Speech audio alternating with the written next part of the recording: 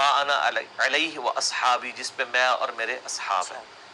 یہ روایت اصول محدثین پہ سندن ضعیف ہے.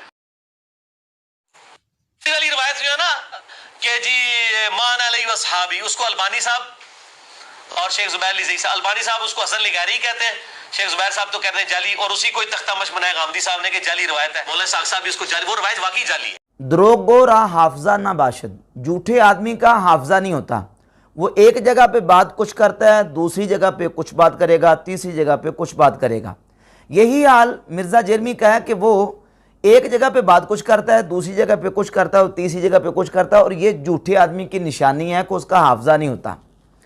73 فرقوں والی حدیث پر اس نے اپنے ریسرچ پیپر نمبر 3 جس کا عنوان ہے دعا صرف اللہ ہی سے، اس کے پیج نمبر 8 پر اسی 73 فرقوں والی حدیث کو، جو کہ جامع ترمذی میں 2641 نمبر امام ترمذی رحمۃ اللہ علیہ لے کے ہے، اسی کو نقل کیا اور اس کا عنوان یہ لکھا ہے کہ ترجمہ صحیح حدیث.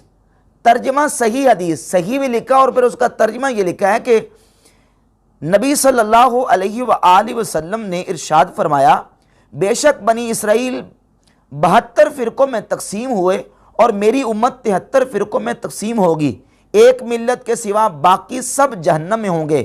پوچھا گیا وہ ملت کون سی ہے؟ آپ صلی اللہ علیہ وآلہ وسلم نے فرمایا، ما انا علیہ و اصحابی، جس پر میں اور میرے صحابہ ہیں. جامع ترمذی کتاب الایمان حدیث نمبر 2641. ترجمہ صحیح حدیث یہ مرزا کا ریسرچ پیپر نمبر 3 ہے، جس میں اسی حدیث کو، جس میں ما انا علیہ و اصحابی کے الفاظ موجود ہیں کہ نبی کریم صلی اللہ علیہ وآلہ وسلم نے فرمایا کہ وہ گروہ جنت میں جائے گا جو میرے اور میرے صحابہ کے طریقے پر ہے. ما انا علیہ و صحابی، جس پر میں ہوں اور میرے صحابہ ہیں. اس کو صحیح مانا، اپنے ریسرچ پیپر نمبر 3 میں اس کو صحیح مانا. اور یہ حدیث وہ ہے جس کو امام ترمذی رحمۃ اللہ علیہ نے، اسی حدیث کو امام ترمذی نے حسن لکھا اور یہ ناصر الدین البانی کی تحقیم کے ساتھ شائع ہوئی ہے جامع ترمذی مکتبۃ المعارف سے، الریاض سے. اور اس میں ناصر الدین البانی نے بھی اس حدیث کو 2641 کو حسن لکھا اور ناصر الدین البانی کی الصحیحہ میں 1348 نمبر یہ حدیث موجود ہے. ناصر الدین البانی نے اپنی کتاب السلسلۃ احادیث صحیحہ میں بھی اس کو صحیح قرار دیا ہے. امام ترمذی نے بھی، ناصر الدین البانی نے بھی، اور مرزا جیلوی نے اس کو اپنے ریسرچ پیپر نمبر 3 میں پہلے اس کو صحیح مانا ہے اور پھر جو نا وہ اس میں یو ٹرن لیتے ہوئے دوسرا بیان یہ دیا کہ یہ حدیث ضعیف ہے، اور پھر اس کے بعد تیسرا بیان یہ دیا کہ یہ حدیث جعلی ہے. ایک جگہ پہ صحیح کہہ رہا ہے، دوسری جگہ پہ ضعیف، اور تیسری جگہ پہ اس حدیث کو جعلی یعنی موضوع اور من گڑھ قرار دے رہا ہے. یہ ہے جھوٹے کی نشانی کہ وہ ایک جگہ پہ بات کچھ کرتا ہے، دوسری جگہ پہ کچھ کرتا ہے اور تیسری جگہ پہ کچھ کر رہا ہے، جبکہ صحت معنی کے اعتبار سے یہ حدیث بالکل صحیح ہے. اب دیکھیں یہ اصول ہے اور یہ ضابطہ ہے محدثین کے ہاں، اصولیین کے ہاں، کہ بعض اوقات اگر حدیث کی سند کمزور بھی ہو تو وہ حدیث کو معنی کے اعتبار سے دیکھتے ہیں. اگر صحت معنی کے اعتبار سے وہ حدیث صحیح ہے تو اس پر وہ حسن یا صحیح کا حکم لگاتے ہیں. جب ہم یہ حدیث دیکھتے ہیں کہ جو جنت میں جانے والا گروہ ہوگا وہ ہوگا جو نبی کریم علیہ الصلوۃ والسلام کی ذات اقدس کے فرمان کے مطابق ما انا علیہ و صحابی، جس پر میں اور میرے صحابہ ہیں، اس کو دیکھتے ہیں کلمات کو تو صحت معنی کے اعتبار سے یہ کلمات بالکل صحیح ہیں. قرآن مجید کی آیہ مبارکہ بھی اور نبی کریم علیہ السلام کی دیگر احادیث طیبات بھی اس کی بالکل تائید کرتی ہیں. مثال کے طور پر قرآن مجید میں اللہ رب العزت نے سورۃ النساء کی آیت نمبر 115 میں ارشاد فرمایا، وَمَن يُشَاقِقِ الرَّسُولَ مِن بَعْدِ مَا تَبَيَّنَ لَهُ الْهُدَىٰ، اور جو ہدایت کا رستہ واضح ہو جانے کے بعد رسول کی مخالفت کرتا ہے، وَيَتَّبِعْ غَيْرَ سَبِيلِ الْمُؤْمِنِينَ، اور مومنین کے رستے کو چھوڑ کر کسی اور رستے کی اتباع کرتا ہے، نُوَلِّهِ مَا تَوَلَّىٰ وَنُصْلِهِ جہنم، اللہ فرماتا ہے جدھر پھرا ہے ہم اس کو ادھر پھیریں گے اور ہم اس کو وَنُصْلِهِ جہنم، ہم اس کو جہنم میں پھینکیں گے، وَسَاءَتْ مَصِيرًا، اور وہ پلٹنے کی اور وہ جو جانے کی بری جگہ ہے. جو بندہ مومنین کے رستے کو چھوڑے گا ہم اس کو جہنم میں پھینکیں گے. اور نبی کریم علیہ الصلوۃ والسلام کے پاک دور میں جو مومنین تھے وہ کون تھے؟ حضور کے صحابہ. صحابہ اکرام رضی اللہ تعالیٰ عنہم مومنین ہیں، اور مومنین کا رستہ صحابہ اکرام رضی اللہ تعالیٰ عنہم والا رستہ قرآن کی آیت بھی بتاتی ہے۔ تو یقیناً جو اس رستے پر ہے وہ جنت کے رستے پر اور کامیابی والے رستے پر ہے۔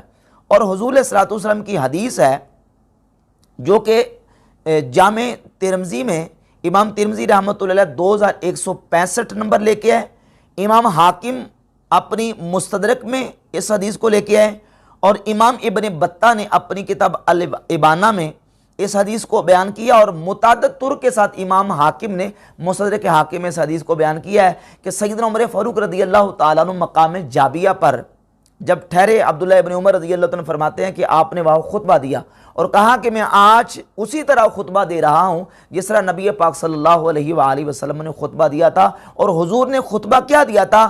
فرمایا اوصیکم باصحابی، اے لوگوں میں تمہیں اپنے صحابہ کی پیروی کا حکم دیتا ہوں، ثم الذین یلونہم ثم الذین یلونہم، پھر وہ جو ان کے ساتھ ملے ہیں، پھر وہ جو ان کے ساتھ ملے ہیں، ثم یفشو الکذب، پھر فرمایا کہ جھوٹ پھیل جائے گا، علیکم بالجماعہ، تم پر جماعت کی پیروی لازم ہے، وَإِيَّاكُمُ الْفُرْقَةَ، اور تفرقہ سے، انتشار سے، اختلاف سے بچ کے رہنا، من اراد بحبوحۃ الجنہ، جو جنت میں جانا چاہتا ہے، فَلْيَلْزَمِ الْجَمَاعَةَ، وہ جماعت کو لازم پکڑ لے۔ اور یقیناً جماعت جو ہے وہ نبی پاک صلی اللہ علیہ وآلہ وسلم کے صحابہ اکرام رضی اللہ تعالیٰ عنہ کا اجتماع ہے، اور سرکار کے صحابہ اکرام کا جو منہج اور ان کا طریقہ وہ یہ ہے۔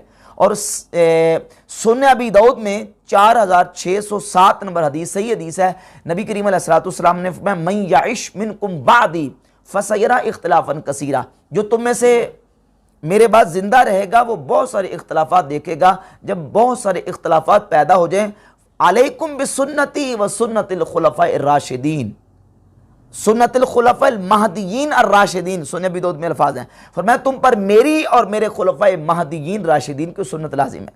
اور خلفاء راشدین کون ہیں؟ نبی کریم علیہ الصلوۃ والسلام کے صحابہ کرام رضی اللہ تعالیٰ عنہ۔ تو حضور کے صحابہ کے طریقے پر، اور وہ طریقہ جو نبی کریم علیہ الصلوۃ والسلام اور حضور کے صحابہ کا ہے، جو اس طریقے پر ہوگا وہ جنت میں جائے گا۔